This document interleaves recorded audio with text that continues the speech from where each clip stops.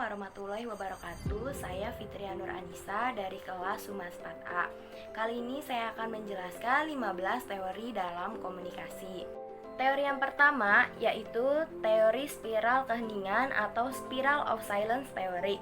Teori ini pertama kali dikembangkan oleh Elizabeth Noel dan Newman tahun 1976.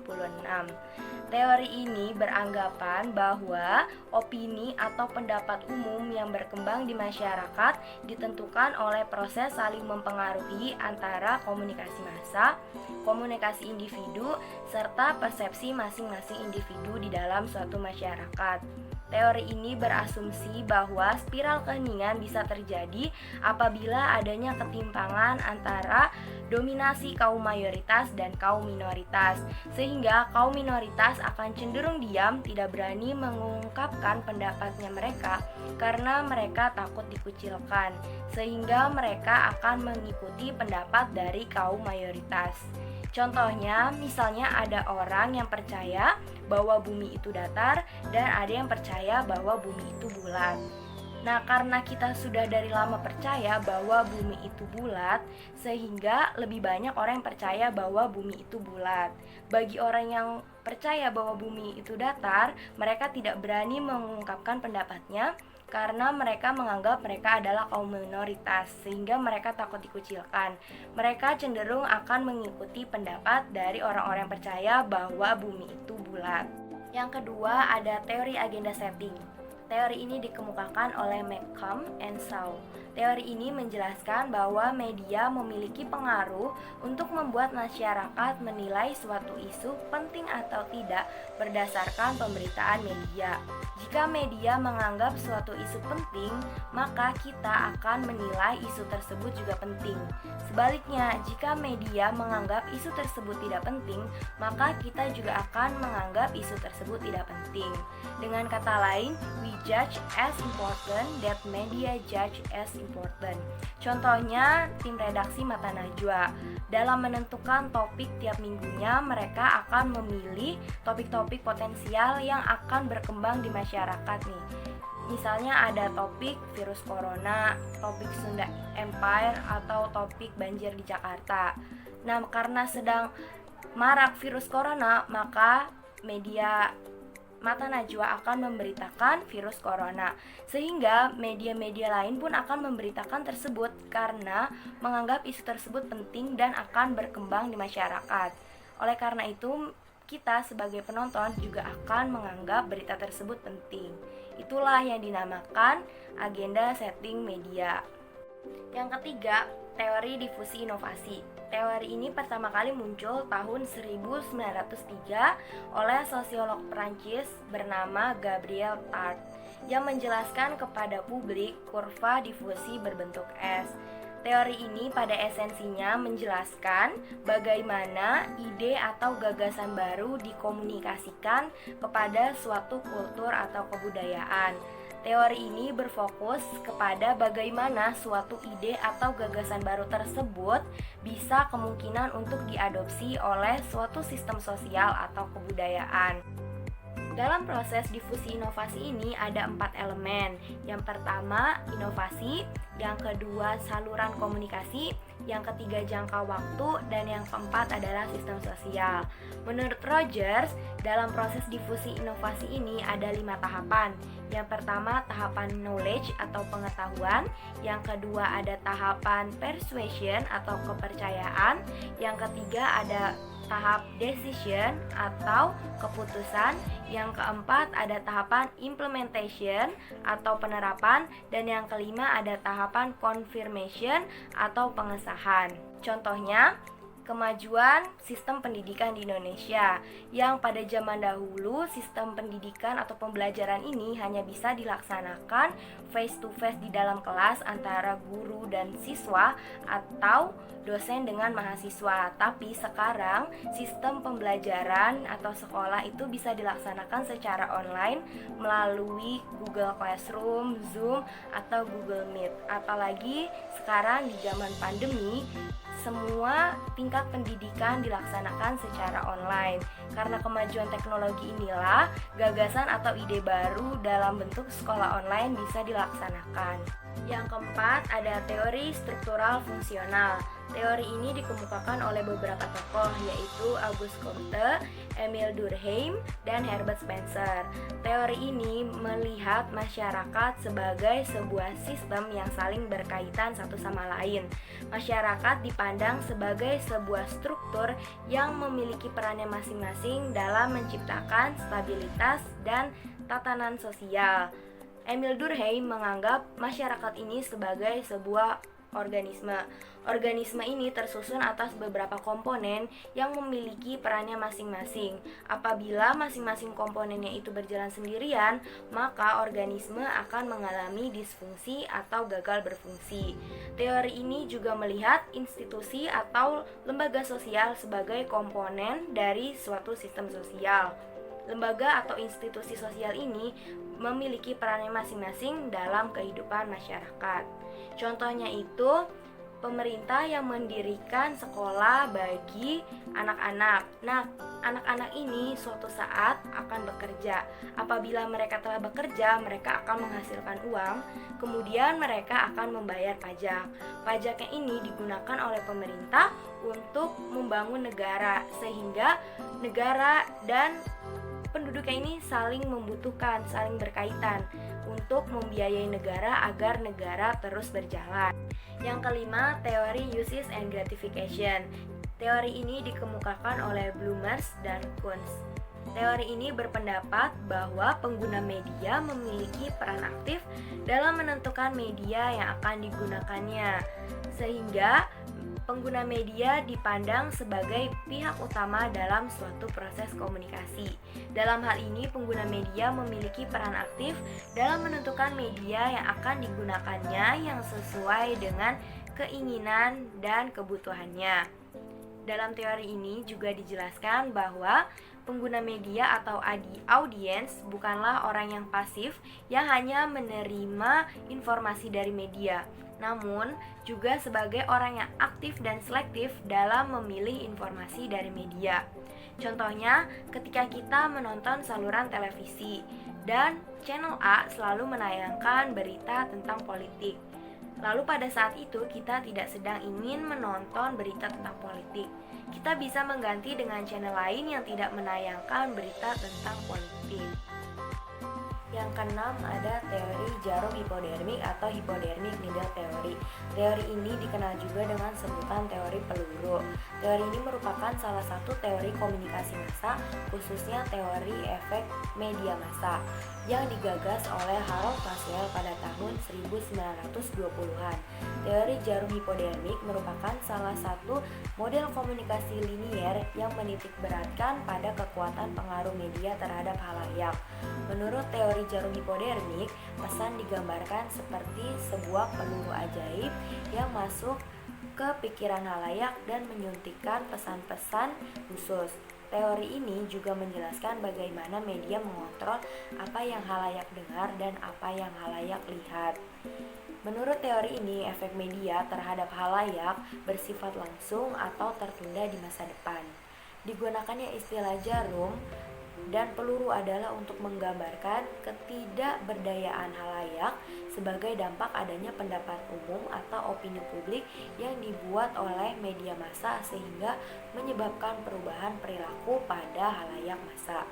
Contohnya ini iklan air mineral yang bermerek Aqua, di mana pada saat produk air mineral ini dipublikasikan, belum banyak merek air mineral lain yang ada.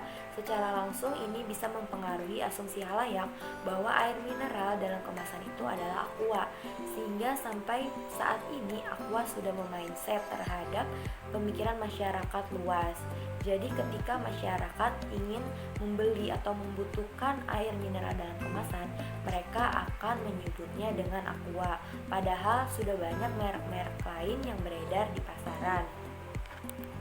Yang ketujuh, ada teori komunikasi dua tahap. Teori ini dikemukakan oleh beberapa tokoh, yaitu Paulus Lazarford, Bernard Berenson, dan Hazel Gaudet pada tahun 1944.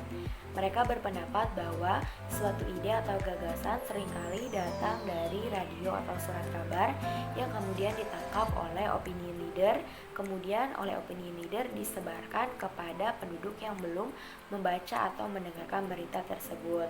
Teori komunikasi dua tahap ini menyatakan bahwa sebagian besar halayak membentuk pendapat mereka karena pengaruh opini leader yang telah dipengaruhi oleh media. Sehingga dalam teori ini komunikasi terjadi dalam dua tahap. Yang pertama, informasi mengalir dari media kepada opini leader, dan yang kedua, opini leader meneruskan informasi dari media tersebut kepada sejumlah orang yang menjadi pengikutnya. Contohnya, dalam suatu lingkungan kelas, ada seorang mahasiswa yang ditunjuk sebagai ketua kelas. Biasanya seorang dosen dalam memberikan informasi atau pesan langsung menghubungi ketua kelasnya. Ketua kelas sebagai pemimpin atau opinion leader memberikan pesan atau informasi dari dosen tersebut kepada teman-teman sekelasnya. Yang kedelapan, ada teori pengharapan nilai. Teori ini dikemukakan oleh Dr. Martin Fishbein, seorang profesor jurusan komunikasi di Edinburgh School for Communication Theory. Teori ini merupakan pengembangan dari teori uses and gratification. Fokus kajian teori ini adalah pada komunikasi massa, yaitu meneliti pengaruh penggunaan media oleh penggunanya dilihat dari kepentingannya. Asumsi dari teori ini adalah sikap halayak terhadap segmen-segmen media tergantung pada nilai yang mereka anut dan evaluasi mereka terhadap media tersebut. Teori ini mengatakan bahwa kepuasan yang kita cari sebagai pengguna media terhadap suatu media ditentukan oleh sikap kita terhadap media tersebut.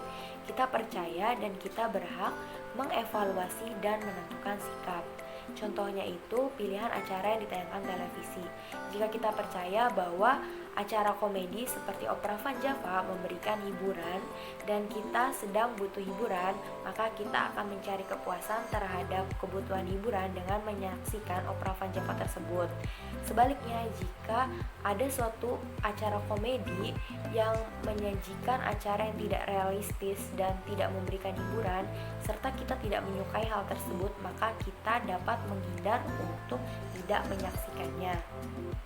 Yang kesembilan, ada teori proses seleksi. Teori ini dikemukakan oleh Joseph Kepler, seorang ilmuwan sosial pada tahun 1960. Fokus kajian dari teori ini adalah komunikasi massa. Penjelasan dari teori ini adalah masyarakat melakukan suatu proses seleksi sehingga masyarakatlah yang secara selektif menentukan efek apa yang mereka ingin dapatkan dari informasi yang diberikan oleh media. Masyarakat pada umumnya akan menghindari suatu informasi dari media yang secara kontradiktif atau berlawanan dengan nilai-nilai dan ideologi yang mereka anut atau mereka yakini. Penerimaan secara selektif ini akan mengurangi dampak media pada halayak. Contohnya, ada sekelompok masyarakat yang mendukung invasi Amerika Serikat ke Irak. Nah, mereka tidak akan membaca ataupun menyaksikan berita yang mendukung pembentukan kedamaian di Irak dan penghapusan perang di sana karena tidak sesuai dengan pandangan mereka yang mereka yakini. Yang ke-10, ada teori kultivasi. Teori kultivasi pertama kali dikembangkan oleh George Gardner melalui penelitian yang bernama Cultural Indicator pada pertengahan tahun 1960-an. Teori ini adalah salah satu teori efek kumulatif media massa yang memandang hubungan antara terpaan media massa yaitu televisi terhadap kepercayaan halayak massa tentang dunia di sekitarnya. Singkatnya, teori kultivasi memiliki hipotesis bahwa pemirsa televisi kelas berat atau pecandu televisi akan mempertahankan kepercayaannya dan konsepsinya tentang dunia di sekitarnya melalui apa yang ia lihat di layar kaca. Misalnya, di acara televisi sering menampilkan tentang kekerasan, kejahatan. Nah, mereka akan berpikir bahwa dunia yang mereka tinggali adalah tempat yang penuh kejahatan dan tindak kekerasan. Contohnya itu misalnya channel TV A banyak sekali memberitakan tentang berita kekerasan, pembunuhan, kejahatan, sehingga orang-orang yang menonton berita tersebut akan beranggapan bahwa dunia ini merupakan dunia yang penuh kejahatan. Padahal di luar itu banyak sekali berita-berita lain yang tidak seperti itu. Ke-11 ada teori belajar sosial atau observational learning theory. Teori ini adalah teori yang relatif baru dibandingkan teori belajar lainnya. Teori belajar sosial dikenalkan oleh Albert Bandura. Berbeda dengan penganut behaviorisme lain, Bandura menganggap perilaku individu tidak semata-mata refleks otomatis dari stimulus, melainkan juga akibat reaksi yang timbul sebagai hasil interaksi antara lingkungan dengan skema kognitif individu itu sendiri. Kondisi lingkungan sekitar individu sangat berpengaruh pada pola belajar sosial ini. Prinsip dasar belajar menurut teori ini bahwa yang dipelajari individu terutama dalam belajar sosial dan moral terjadi melalui peniruan atau imitation dan contoh perilaku atau modeling. Teori ini juga masih memandang pentingnya conditioning. Melalui pemberian reward dan punishment, seorang individu akan berpikir dan memutuskan perilaku sosial mana yang perlu dilakukan. Contohnya, jika anak hidup di lingkungan rumah yang keluarganya merokok seperti ayah, ibu, atau kakaknya, maka ia akan memandang merokok adalah suatu hal yang biasa karena frekuensi melihat keluarganya merokok. Oleh karena itu, kemungkinan besar ketika ia besar nanti, ia akan merokok juga seperti bagaimana ia melihat keluarganya yang merokok. Yang ke-12 ada teori komunikasi Laswell. Teori ini dikemukakan oleh Harold D. Laswell yang menyatakan bahwa cara terbaik untuk menerangkan proses komunikasi adalah dengan menjawab pertanyaan who say what, in which channel, to whom, with what effect, yang artinya siapa mengatakan apa, melalui saluran apa, kepada siapa, dengan efek apa. Model komunikasi Laswell dikelompokkan ke dalam model komunikasi linier. Dalam model komunikasi linier, komunikasi dipandang sebagai proses yang berjalan secara satu arah atau one way communication. Komunikasi dipandang sebagai proses pengiriman pesan di mana sender atau pengirim pesan adalah satu-satunya elemen komunikasi yang mengirimkan pesan kepada penerima pesan. Penerima pesan digambarkan tidak memberi umpan balik atau tanggapan terhadap pesan yang dikirimkan. Sinyal pesan di-encode dan dikirimkan melalui media. Umumnya, model komunikasi linier diterapkan dalam konteks komunikasi massa seperti televisi, radio. Nah, contoh kasusnya ketika Presiden Joko Widodo pada saat itu melakukan kampanye di suatu daerah. Ia memberikan pidato kepada masyarakat tentang bagaimana yang harus dilakukan pemimpin agar bisa merubah suatu negara. Melalui kampanye yang disiarkan melalui siaran televisi ini kepada halayak atau masyarakat memiliki pengaruh untuk memilihnya sebagai presiden atau tidak. 13 ada teori sikap atau teori standpoint yang merupakan sebuah teori yang dapat mengubah kekuasaan seseorang melalui kewenangan suara pribadi individu. Teori ini pertama kali dipelopori oleh filsuf Jerman yang bernama Georg Wilhelm Friedrich Hegel pada tahun 1807. Ia mengemukakan bahwa teori ini menjelaskan hubungan antara tuan dan budak. Meskipun mereka hidup di lingkungan yang sama, tetapi mereka memiliki pengetahuan dan pengalaman yang berbeda. Hal ini disebabkan karena posisi mereka berbeda dalam kehidupan sosial. Kesimpulan dari teori standpoint atau teori sosial ini bahwa semua orang atau individu dapat memiliki pendapat yang sama, tetapi mereka bisa memiliki sudut pandang yang berbeda. Perbedaan tersebut dapat terjadi karena adanya perbedaan pengalaman, pemikiran, pembelajaran, dan pengetahuan dalam lingkungan sosial yang berbeda juga. Contohnya, maraknya kasus pemerkosaan di Indonesia. Nah, di sini terdapat dua kubu. Kubu yang pertama mewajibkan wanita untuk menutup aurat, dalam artian itu tidak memakai pakaian yang terbuka agar tidak mengundang hawa nafsu lelaki untuk memperkosanya. Kubu kedua yang menyalahkan pola pikir lelaki yang tidak dapat mengontrol hawa nafsunya. Nah, penyebab adanya perbedaan sudut pandang warga netizen ini karena perbedaan pengetahuan yang mereka dapat, seperti banyak atau tidak sumber berita yang mereka baca, atau apakah mereka hanya mendapatkan informasi secara mendalam atau hanya sekadarnya saja. Yang ke-14 ada teori norma budaya. Teori ini diperkenalkan oleh Melvin Devler yang menyebutkan media massa melalui program tertentu dapat menguatkan budaya atau bahkan sebaliknya.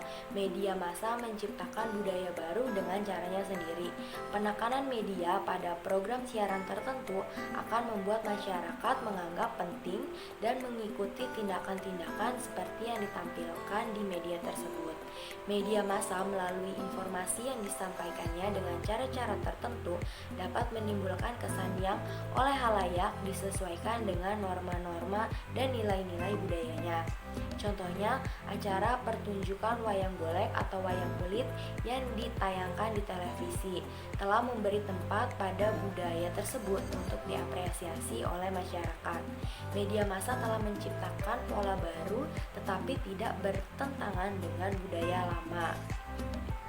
Dan yang terakhir, yang ke-15 adalah teori konstruktivisme. Teori ini adalah sebuah teori yang memberikan kebebasan kepada manusia yang ingin belajar atau mencari kebutuhannya dengan kemampuan untuk menemukan keinginan dan kebutuhannya tersebut dengan bantuan fasilitas orang lain. Dari keterangan tadi dapatlah ditarik kesimpulan bahwa teori ini memberikan keaktifan kepada manusia untuk belajar menemukan sendiri kompetensi, pengetahuan, teknologi, dan hal-hal yang lain yang berguna bagi pengembangan dirinya. Adapun tujuan dari teori ini adalah memberikan motivasi untuk siswa bahwa belajar adalah tanggung jawab siswa itu sendiri. Yang kedua, mengembangkan kemampuan siswa untuk mengajukan pertanyaan dan mencari jawaban atas pertanyaannya sendiri. Dan yang ketiga, membantu siswa untuk mengembangkan pengertian dan pemahaman konsep secara lengkap. Contoh dari teori ini adalah guru tidak mentransfer pengetahuan yang dimilikinya, melainkan membantu siswa menuntut pengetahuannya sendiri. Guru membantu agar proses pembelajaran ini berjalan dengan lancar. Guru hanya sebagai mediator dan fasilitator. Itulah yang bisa saya sampaikan. Mohon maaf bila ada salah-salah kata. Wassalamualaikum warahmatullahi wabarakatuh.